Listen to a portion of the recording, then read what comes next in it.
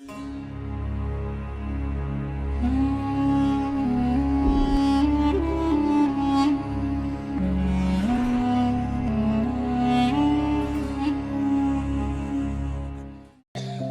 yang dirahmati Allah Subhanahu wa taala,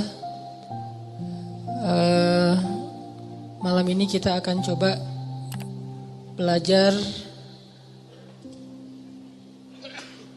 mengevaluasi diri kita ketika kita dapat masalah. Karena ketika orang diberikan ujian oleh Allah Subhanahu wa taala itu, maka manusia itu ada dua tipe. Ada manusia yang berkeluh kesah dengan ujian, ada manusia yang bersabar atas ujian. Dan orang yang bersabar ini juga bermacam-macam bentuknya. Ada yang sabar dengan pasrah, ada yang sabar justru dengan memperbaiki diri.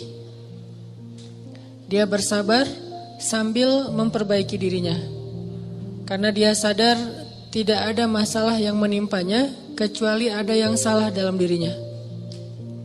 Tidak ada musibah yang menimpa dia kecuali ada sesuatu yang dia lakukan yang mungkin bukan kebaikan, yang mungkin dosa. Sehingga selain bersabar, sembari bersabar dia mencoba untuk mengevaluasi, memperbaiki diri.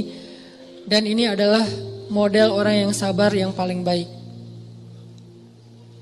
Sedangkan yang mengeluh juga macam-macam. Ada yang mengeluhkan masalah, ada yang mencari kambing hitam, menyalahkan temannya. Kayak misalnya dia gak lulus satu mata kuliah atau nilainya jelek, dia nyalahin teman kos-kosannya gara-gara teman kos-kosannya ngajak dia main terus misalnya. Padahal itu kan pilihan ya, dia bisa menerima, bisa menolak. Bisa nyalahin mantannya, ini gara-gara saya diputusin, saya nilainya jadi jelek. Ya salah juga sih.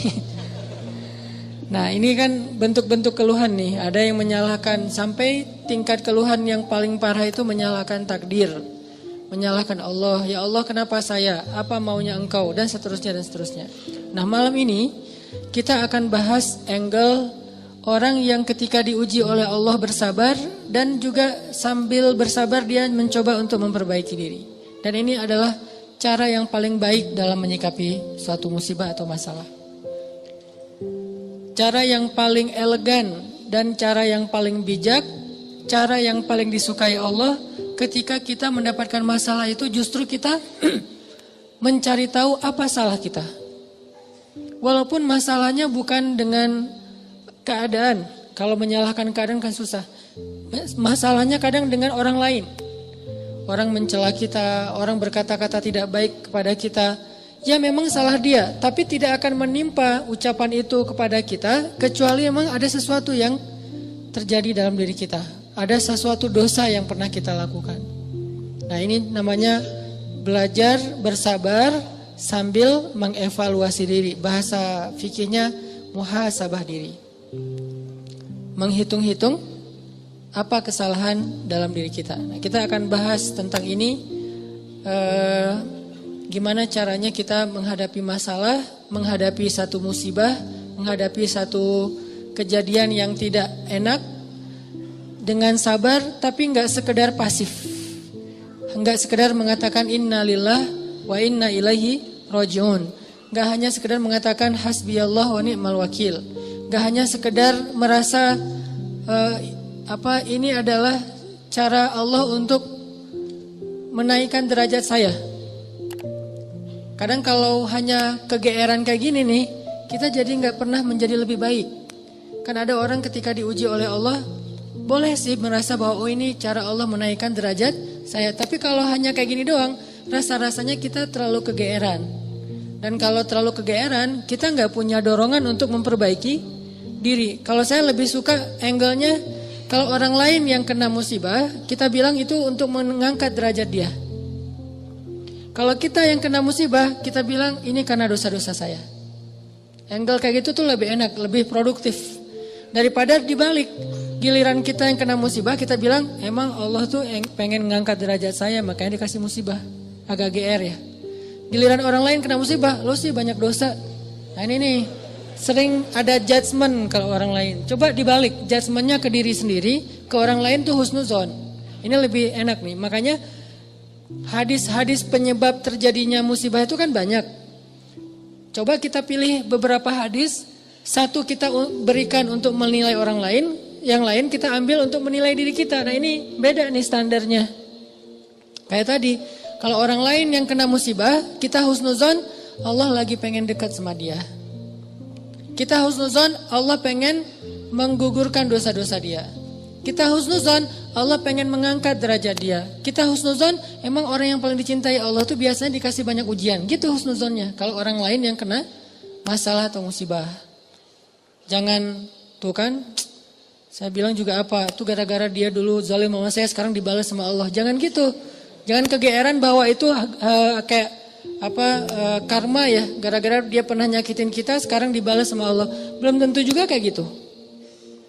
Kegeeran kita tuh kadang-kadang bikin kita jadi nggak pernah belajar, merasa udah baik, walaupun dalam kondisi yang paling sulit juga merasa udah baik. Begitu dikasih musibah, wah Allah kangen sama saya nih. Harusnya ke orang lain kayak gitu tuh. Begitu dikasih musibah, wah Allah pengen menghapus dosa-dosa saya.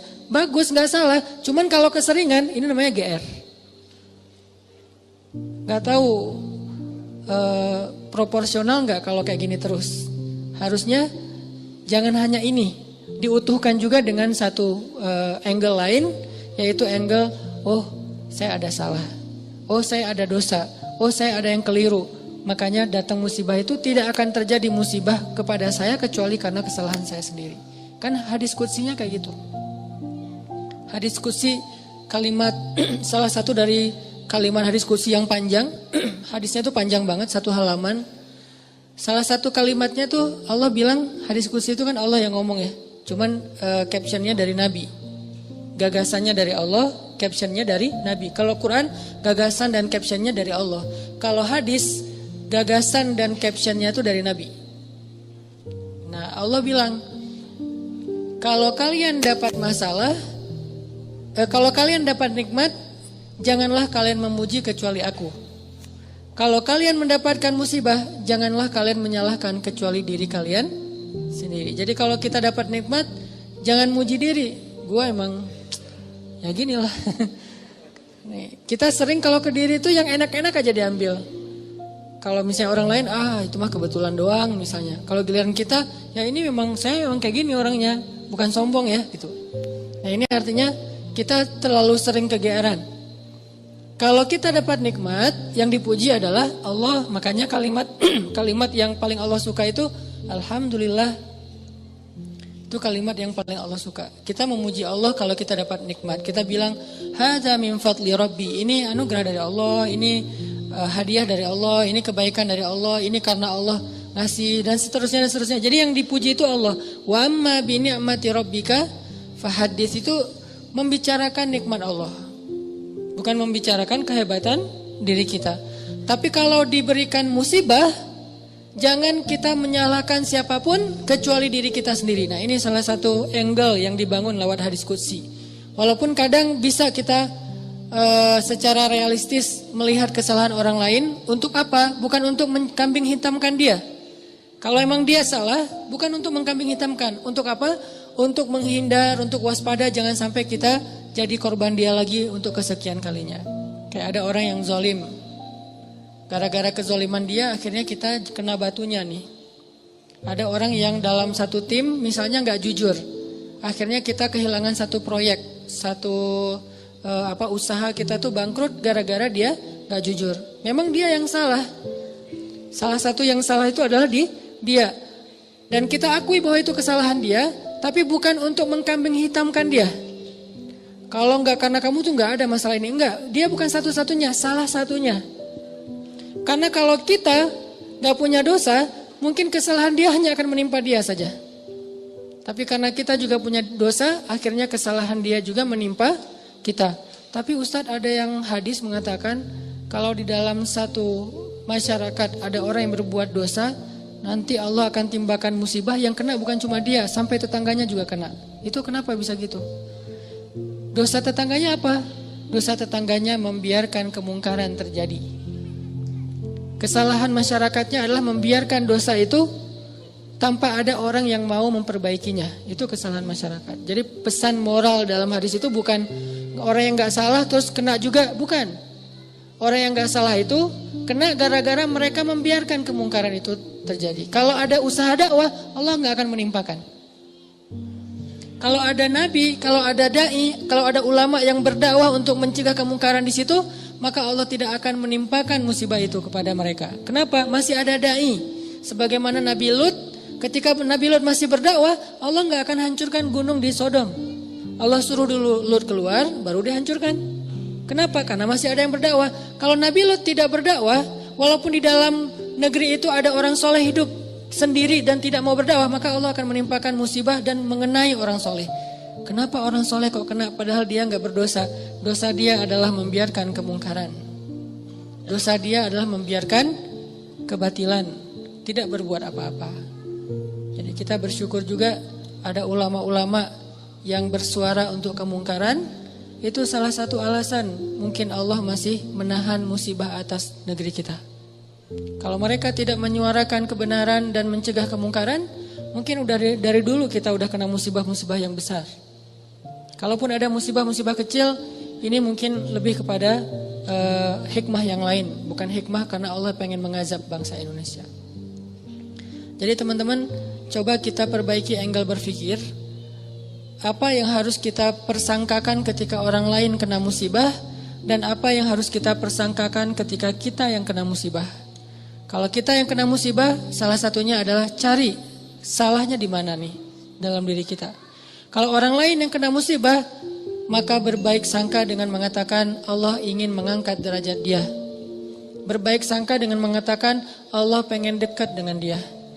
Berbaik sangka dengan mengatakan orang yang paling banyak diuji adalah para nabi, kemudian orang soleh, kemudian yang semisalnya, kemudian yang semisalnya. Berbaik sangka dengan mengatakan Allah pengen menggugurkan dosa-dosa dia. Sehingga kita gak pernah menjudge orang lain. Dan tidak sibuk dengan kesalahan-kesalahan orang lain.